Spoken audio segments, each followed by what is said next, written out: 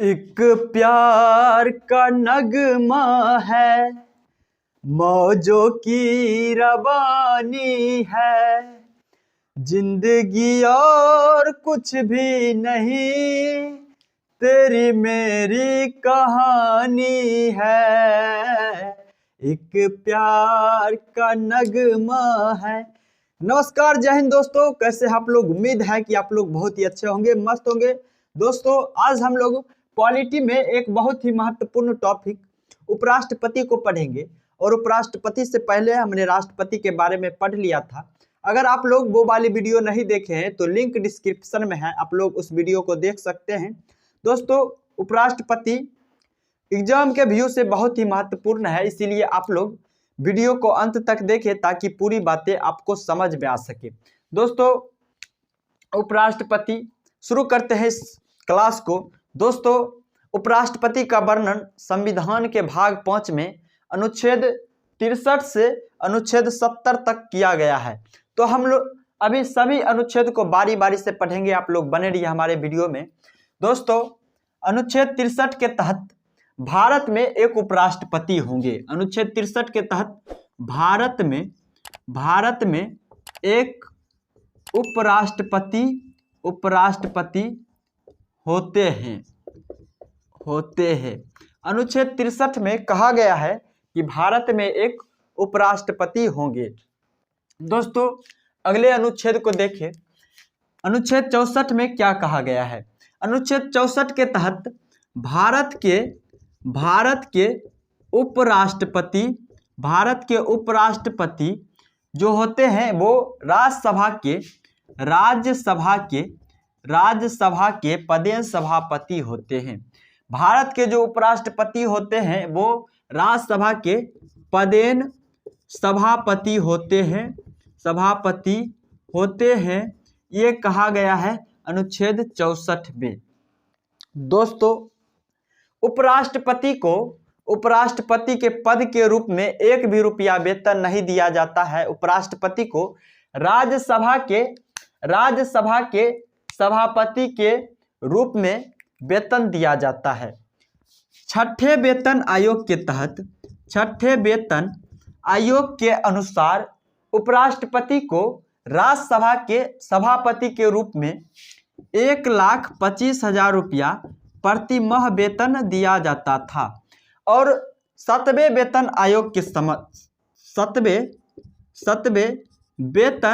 आयोग के अनुसार उपराष्ट्रपति को राज्यसभा के सभापति के रूप में 4 लाख रुपया प्रति माह वेतन दिया जाता है।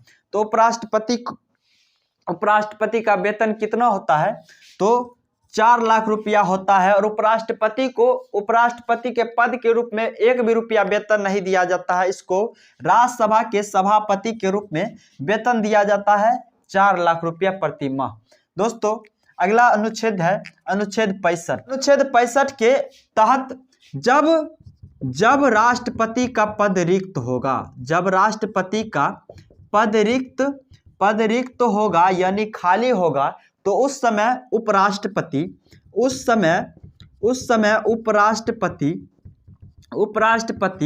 उसके पद को ग्रहण करेगा। ये कहा गया है अनुच्छेद 65 में। अनुच्छेद 65 में कहा गया है कि जब राष्ट्रपति का पद रिक्त होगा, खाली होगा, तो उस स्थिति में उपराष्ट्रपति जो होंगे वो राष्ट्रपति के पद को ग्रहण करेंगे। अनुच्छेद 66 को देखते हैं। अनुच्छेद 66(a) के तहत क्या कहा गया है? अनुच्छेद 66(a) के तहत उपराष्ट्रपति के चुनाव प्रणाली और उपराष्ट्रपति के चुनाव प्रक्रिया का वर्णन किया गया है। चुनाव प्रक्रिया का वर्णन किया गया है अनुच्छेद 66(a) के तहत। इस अनुच्छेद में उपराष्ट्रपति के चुनाव में कौन कौन भाग लेते हैं, उपराष्ट्रपति का चुनाव किस प्रकार से होता है, इसके बारे में बताया गया है। तो दोस्तों, जानिए कि उपराष्ट्रपति का चुनाव अप्रत्यक्ष रूप से एकल संक्रमणीय मत प्रणाली के द्वारा किया जाता है।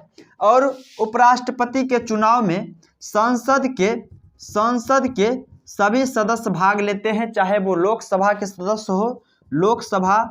सदस्य हो या राज्यसभा के सदस्य हो। सभी सदस्य जो है उपराष्ट्रपति के चुनाव में भाग लेता है। और हमने राष्ट्रपति के चुनाव में कौन कौन भाग लेता है, राष्ट्रपति का चुनाव किस प्रकार से होता है, वो सभी अच्छी तरीका से पढ़ लिया था। अगर आप लोग वो वाली वीडियो नहीं देखें तो लिंक डिस्क्रिप्शन में है, आप लोग वो वाली वीडियो भी देख सकते हैं। दोस्तों, राष्ट्रपति के चुनाव में संसद के सभी निर्वाचित सदस्य और सभी राज्य के विधानसभा के निर्वाचित सदस्य और साथ ही साथ दिल्ली और पुदुचेरी दो केंद्र शासित प्रदेश विधानसभा के निर्वाचित सदस्य भाग लेते थे। लेकिन उपराष्ट्रपति के चुनाव में संसद के सभी सदस्य, चाहे वो लोकसभा के सदस्य हो या राज्यसभा के सदस्य हो, वो भाग लेंगे। और उपराष्ट्रपति का चुनाव अप्रत्यक्ष रूप से एकल संक्रमणीय मत प्रणाली के द्वारा किया जाता है। हमने प्रत्यक्ष चुनाव किस रूप से होता है इसको भी राष्ट्रपति के चैप्टर में अच्छी तरीका से पढ़ लिया था। दोस्तों, अगला अनुच्छेद है 66(2). अनुच्छेद 66(2) इसके तहत क्या कहा गया है? अनुच्छेद 66(2) के तहत उपराष्ट्रपति जो होंगे वो न तो संसद के और न ही विधानमंडल के सदस्य होंगे। विधानमंडल के सदस्य होंगे। जो उपराष्ट्रपति होंगे वो न ही संसद के सदस्य होंगे और न ही विधानमंडल के सदस्य होंगे। दोस्तों, अगर कोई व्यक्ति जो उपराष्ट्रपति चुन लिया जाता है और वो संसद या विधानमंडल में से किसी का भी सदस्य होते हैं तो उनको पद ग्रहण करने से पहले यानी शपथ ग्रहण करने से पहले उनको पूर्व के पद को त्याग करना होगा। यानी संसद या विधानमंडल में से किसी का भी वो सदस्य हैं तो पहले उनको त्यागना होगा उस पद को, उसके बाद ही वो उपराष्ट्रपति बन सकते हैं। दोस्तों, हमने अनुच्छेद 66(2) को समझ लिया। अब अगले अनुच्छेद को देखते हैं। अगला अनुच्छेद जो है ये अनुच्छेद 66(3). अनुच्छेद 66(3) के तहत उपराष्ट्रपति के योग्यता का वर्णन किया गया है। उपराष्ट्रपति बनने के लिए क्या क्या योग्यता होनी चाहिए उसका वर्णन किया गया है अनुच्छेद 66(3) के तहत। अनुच्छेद 66(3) के तहत उपराष्ट्रपति के योग्यता का वर्णन किया गया है। उपराष्ट्रपति बनने के लिए क्या क्या योग्यता होनी चाहिए उसको जानते हैं हम लोग। देखिए, सबसे पहले तो वह भारत का नागरिक हो, भारत का नागरिक हो तभी वह उपराष्ट्रपति बन सकता है। दोस्तों, अगले योग्यता क्या होना चाहिए? अगला योग्यता कि वह 35 वर्ष उम्र पूरा कर चुका हो। 35 वर्ष उम्र पूरा कर चुका हो तभी वह उपराष्ट्रपति के चुनाव में भाग ले सकता है। पहला योग्यता कि वह भारत का नागरिक हो और वह 35 वर्ष उम्र पूरा कर चुका हो तभी वह उपराष्ट्रपति के चुनाव में भाग ले सकता है। और तीसरा जो योग्यता है कि वो पागल दिवालिया न हो, पागल या दिवालिया न हो। और अगला जो योग्यता है वह है कि वह सरकार के लाभ के पद पर न हो, सरकार के लाभ के पद पर न हो तभी वह उपराष्ट्रपति के चुनाव में भाग ले सकता है। और सबसे महत्वपूर्ण जो योग्यता होनी चाहिए वह यह है कि वह राज्यसभा का सदस्य बनने की योग्यता रखता हो। उसके पास राज्यसभा की सदस्य बनने की योग्यता होनी चाहिए तभी वह उपराष्ट्रपति के चुनाव में भाग ले सकता है। क्योंकि उपराष्ट्रपति जो होते हैं वही राज्यसभा के पदेन सभापति होते हैं, राज्यसभा के सभापति होते हैं। इसीलिए उपराष्ट्रपति को राज्यसभा सदस्य बनने की योग्यता उसमें होनी चाहिए तभी वह उपराष्ट्रपति बन सकते हैं। क्या क्या योग्यता होनी चाहिए? वह भारत का नागरिक हो, वह 35 वर्ष उम्र पूरा कर चुका हो। उपराष्ट्रपति बनने के लिए कितना उम्र सीमा होना चाहिए? तो 35 वर्ष उम्र होना चाहिए। इस चीज को आप लोग याद रखेंगे। ऐसे प्रश्न पूछ देगा आपसे कि उपराष्ट्रपति बनने के लिए कितना उम्र होना चाहिए? राष्ट्रपति बनने के लिए कितना उम्र होना चाहिए? तो उपराष्ट्रपति या राष्ट्रपति बनने के लिए 35 वर्ष उम्र होना चाहिए और राज्यपाल बनने के लिए भी 35 वर्ष उम्र होना चाहिए। आप लोग इस चीज को याद रखेंगे। दोस्तों, पागल दिवालिया न हो, सरकार के लाभ के पद पर न हो और राज्यसभा का सदस्य बनने की योग्यता रखता हो, इतनी योग्यता होनी चाहिए जो उपराष्ट्रपति के चुनाव में भाग लेंगे। और साथ ही साथ उसके पास, उपराष्ट्रपति चुनाव लड़ने वाले व्यक्ति के पास 20 प्रस्तावक और 20 अनुमोदक होना चाहिए। जो उपराष्ट्रपति के चुनाव लड़ेंगे उनके पास 20 प्रस्तावक और 20 अनुमोदक होना चाहिए और निर्वाचन आयोग के समक्ष उपराष्ट्रपति चुनाव लड़ने वाले व्यक्ति को 15,000 रुपया की राशि जमा करना होता है। दोस्तों, राष्ट्रपति के योग्यता और उपराष्ट्रपति के योग्यता में मात्र 2 अंतर है। ये सभी सेम है, सभी रहेगा। राष्ट्रपति चुनाव लड़ने वाले के लिए क्या योग्यता होनी चाहिए? तो वह भारत का नागरिक हो, 35 वर्ष उम्र पूरा कर चुका हो, पागल दिवालिया न हो, सरकार के लाभ के पद पर न हो और वह लोकसभा सदस्य बनने की योग्यता रखता हो राष्ट्रपति में। उसके पास, राष्ट्रपति लड़ने वाले व्यक्ति के पास 50 प्रस्तावक और 50 अनुमोदक होना चाहिए। लेकिन उपराष्ट्रपति के लिए राज्यसभा का सदस्य बनने की योग्यता रखता हो और 20 प्रस्तावक और 20 अनुमोदक होना चाहिए। इतना ही अंतर है राष्ट्रपति और उपराष्ट्रपति के योग्यता में। दोस्तों, आई होप कि आप लोग ये समझ गए होंगे। अब अगली अनुच्छेद को देखते हैं। अगला जो अनुच्छेद है, अनुच्छेद 67 है। अनुच्छेद 67 के तहत उपराष्ट्रपति के कार्यकाल का वर्णन किया गया है। अनुच्छेद 67 के तहत उपराष्ट्रपति के कार्यकाल का वर्णन किया गया है और इसी अनुच्छेद के तहत उपराष्ट्रपति को पद से हटाने की प्रक्रिया का भी वर्णन किया गया है। पद से हटाने की प्रक्रिया का भी वर्णन किया गया है। उपराष्ट्रपति का कार्यकाल 5 वर्ष का होता है। उपराष्ट्रपति का कार्यकाल 5 वर्ष का होता है। उपराष्ट्रपति का कार्यकाल 5 वर्ष का होता है, लेकिन 5 वर्ष से पहले भी उपराष्ट्रपति अपना त्यागपत्र राष्ट्रपति को सौंप सकता है। उपराष्ट्रपति अपना त्यागपत्र राष्ट्रपति को सौंपेगा और राष्ट्रपति अपना त्यागपत्र उपराष्ट्रपति को सौंपेगा। दोस्तों, उपराष्ट्रपति को पद से हटाने के लिए राज्यसभा कोई भी आधार बनाकर उपराष्ट्रपति को पद से हटाने से संबंधित प्रस्ताव पेश कर सकता है और जिस भी उपराष्ट्रपति के खिलाफ यह प्रस्ताव पेश किया जाएगा उसको इसकी सूचना 14 दिन पहले ही दे दिया जाएगा कि आपके खिलाफ पद से हटाने की प्रस्ताव पेश किया गया है। और सबसे पहले राज्यसभा में यह प्रस्ताव पेश होगा। जो उपराष्ट्रपति को पद से हटाने से संबंधित प्रस्ताव सबसे पहले राज्यसभा में पेश किया जाएगा और राज्यसभा और लोकसभा में साधारण बहुमत से पारित होने के बाद उपराष्ट्रपति अपना त्यागपत्र राष्ट्रपति को सौंप देते हैं। दोस्तों, अगले अनुच्छेद को देखते हैं। अगला अनुच्छेद 68 है। अनुच्छेद 68 के तहत उपराष्ट्रपति के पद रिक्त को भरने की प्रक्रिया का वर्णन किया गया है। पद रिक्त को भरने की प्रक्रिया का वर्णन किया गया है अनुच्छेद 68 में। अनुच्छेद 67 में पद से हटाने की प्रक्रिया का वर्णन किया गया है और कार्यकाल का। तो पद खाली हो रहा है उपराष्ट्रपति का, तो भरना भी जरूरी है। तो अनुच्छेद 68 के तहत उपराष्ट्रपति के पद को भरने की प्रक्रिया का वर्णन किया गया है।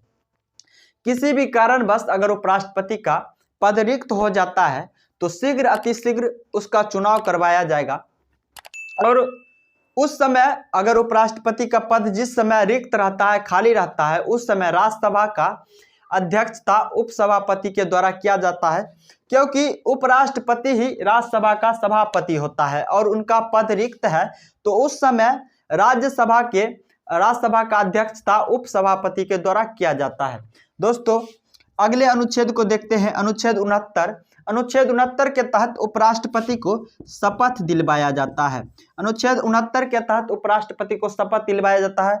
किसके द्वारा? तो राष्ट्रपति के द्वारा राष्ट्रपति के द्वारा उपराष्ट्रपति को शपथ दिलवाया जाता है। राष्ट्रपति के सामने उपराष्ट्रपति अपने पद और गोपनीयता का शपथ लेते हैं। और अगले अनुच्छेद को देखें तो अगला अनुच्छेद है अनुच्छेद 70। अनुच्छेद 70 के तहत जब राष्ट्रपति का पद रिक्त होता है तो उस समय उपराष्ट्रपति जो होते हैं राष्ट्रपति के कर्तव्यों का निर्वहन करते हैं। जैसे कि राष्ट्रपति कहीं चले गए, कहीं विदेश दौरा पर चले गए, तो उस समय राष्ट्रपति का पद रिक्त होगा, तो उस स्थिति में उपराष्ट्रपति जो होंगे राष्ट्रपति के सारे कामों को करेंगे, राष्ट्रपति के सारे कर्तव्यों का निर्वहन करेंगे उपराष्ट्रपति। ये कहा गया है अनुच्छेद 70 में। अनुच्छेद 70 में राष्ट्रपति के पद रिक्त के समय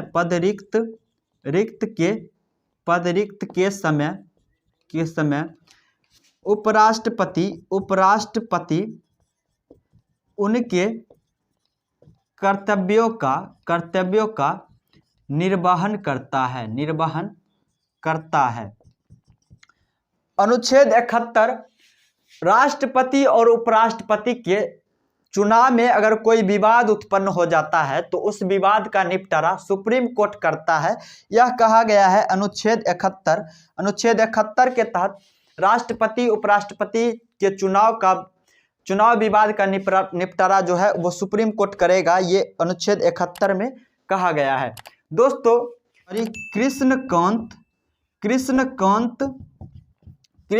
कृष्णकांत भारत के एकमात्र ऐसे उपराष्ट्रपति हुए जिनकी मृत्यु कार्यकाल में हो गया था। तो प्रश्न पूछ सकता है कि भारत के ऐसे उपराष्ट्रपति का नाम बताए जिनकी मृत्यु कार्यकाल में हो गया था। तो कृष्णकांत एकमात्र भारत के ऐसे उपराष्ट्रपति हुए जिनकी मृत्यु कार्यकाल में हो गया था। दोस्तों तो आज हमने इस तरह से उपराष्ट्रपति से संबंधित सारे अनुच्छेद को पढ़ लिया, उपराष्ट्रपति के बारे में पढ़ लिया। आप लोग को कैसा लगा कमेंट करके बताइएगा। अगर अच्छा लगा तो हमारे चैनल को सब्सक्राइब करके अपने दोस्तों में शेयर कीजिएगा। और अगला जो मेरा नेक्स्ट वीडियो होगा वो महान्यायवादी पर होगा, तो आप लोग उस वीडियो को भी देखना ना भूलेंगे। हमारे चैनल को सब्सक्राइब करके बेल आइकन को दबा दीजिए, अपने नोटिफिकेशन को ऑन कर लीजिए ताकि मेरा अगला वीडियो कोई भी हो तो आप तक पहुंचे सबसे पहले। दोस्तों फिर मिलते हैं हम लोग अगले वीडियो में, तब तक के लिए जय हिंद, वंदे मातरम। एक बार दोस्तों रिवाइज कर लेते हैं। अनुच्छेद 63 के तहत भारत में एक उपराष्ट्रपति होगा। अनुच्छेद 64 के तहत उपराष्ट्रपति राज्यसभा का पदेन सभापति होता है। अनुच्छेद 65 के तहत जब राष्ट्रपति का पद रिक्त होता है तो उपराष्ट्रपति उसके पद को ग्रहण करता है। अनुच्छेद 66 एक के तहत उपराष्ट्रपति के चुनाव प्रणाली और चुनाव प्रक्रिया का वर्णन किया गया है। अनुच्छेद 66(2) के तहत उपराष्ट्रपति न तो संसद और न ही विधानमंडल का सदस्य होगा। अनुच्छेद 66(3) के तहत उपराष्ट्रपति के योग्यता का वर्णन किया गया है। अनुच्छेद 67 के तहत उपराष्ट्रपति के कार्यकाल का वर्णन किया गया है और उपराष्ट्रपति को पद से हटाने की प्रक्रिया का वर्णन किया गया है। अनुच्छेद 68 के तहत उपराष्ट्रपति के पद रिक्त को भरने की प्रक्रिया का वर्णन किया गया है। अनुच्छेद 69 के तहत उपराष्ट्रपति को शपथ दिलवाया जाता है। अनुच्छेद 70 के तहत जब राष्ट्रपति का पद रिक्त होता है तो उस समय उस स्थिति में उपराष्ट्रपति राष्ट्रपति के कर्तव्यों का निर्वहन करता है। अनुच्छेद 71 के तहत राष्ट्रपति और उपराष्ट्रपति के चुनाव में अगर कोई विवाद उत्पन्न हो जाता है तो उस विवाद का निपटारा सुप्रीम कोर्ट के द्वारा किया जाता है। दोस्तों फिर मिलते हैं हम लोग अगले वीडियो में, तब तक के लिए जय हिंद, वंदे मातरम।